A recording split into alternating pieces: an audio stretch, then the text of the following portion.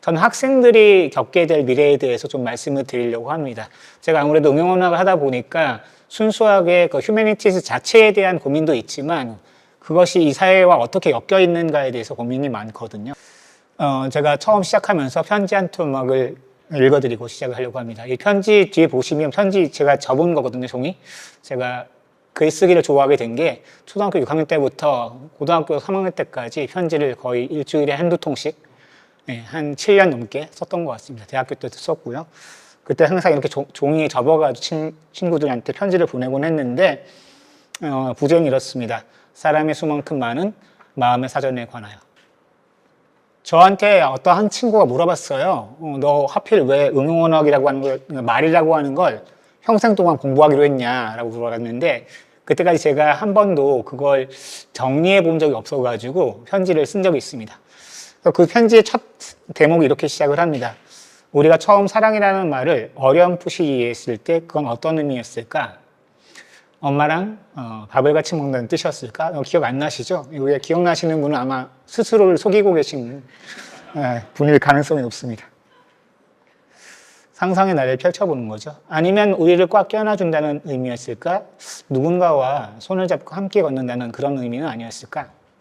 그게 나중에는 보고 싶고 같이 있고 싶다는 의미가 되고 대책 없이 뛰어가는 심장의 박동, 말을 더듬고 머리를 극적이는 어린 나의 모습과 엮이고 늙어가는 어머니의 눈빛, 통조림 따개가 없어서 망치와 칼로 파인애플 캔을 따주시던 아버지의 사진. 그걸 다시 한번 읽어보면 누구도 사랑을 같은 방식으로 이해하지 않는다. 같은 단어로 된 글을 읽는다고 해도 사람의 수만큼 많은 사전들이 작동하기에 그 의미는 결코 같을 수 없다. 우리는 언어에 대한 지식을 훌쩍 뛰어넘어서 삶의 경험, 정체성, 관계, 열망 이런 것들을 가지고 읽는다. 여전히 인공지능처럼 읽는 게 불가능한 이유에 대해서 말씀드리려고 하는데요.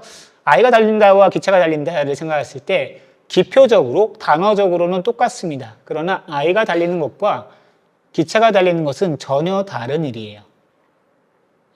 생긴 것만 똑같은 겁니다.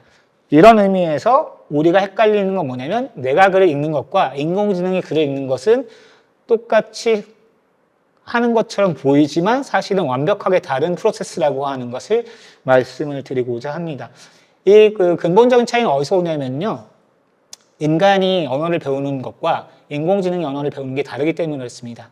인간은 언어를 삶의 경험의 축적을 통해서 혹은 반성을 통해서 배우는 것이지 언어로 배우지 않아요. 하지만 인공지능은 언어를 언어로 배웁니다. 말을 말로 배우는 거죠. 그래서 그런 말씀 드리고 마지막으로 생성에 대해서 좀 말씀드리면 읽기 또한 생성적이다. 우리가 보통 생성형 인공지능을 얘기할 때 만드는 것에 생성을 생각을 해요. 하지만 읽기야말로 가장 생성적인 활동이다. 이 어린 독자의 머릿속에 얼마나 많은 일들이 생성되고 있습니까? 그죠? 우리는 저 생성을 놓치지 말아야 된다라고 이제 말씀을 드리고 싶습니다.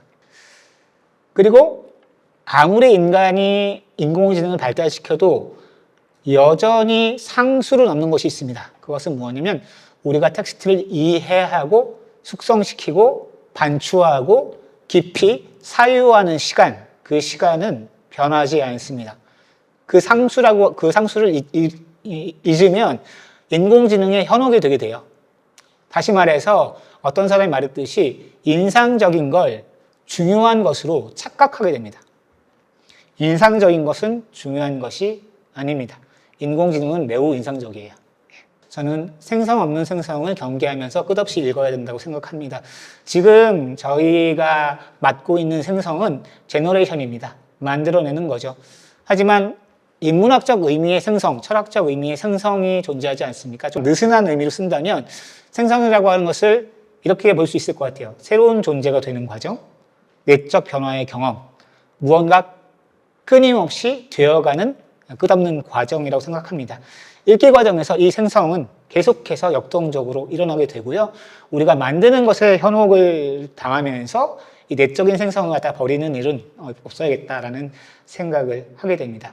역사상 읽히지 않는 글이, 청취되지 않는 오디오가, 시청되지 않는 비디오가 가장 많이 생산되는 지금 우리가 더 나은 존재로 변하고 있는지 엄중히 물어야 한다고 생각을 하고요.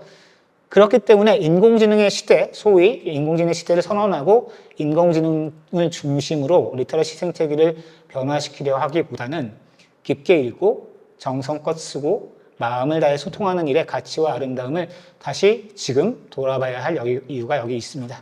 생성 없는 읽기는 불가능합니다. 아니 개념상 성립하지 않습니다.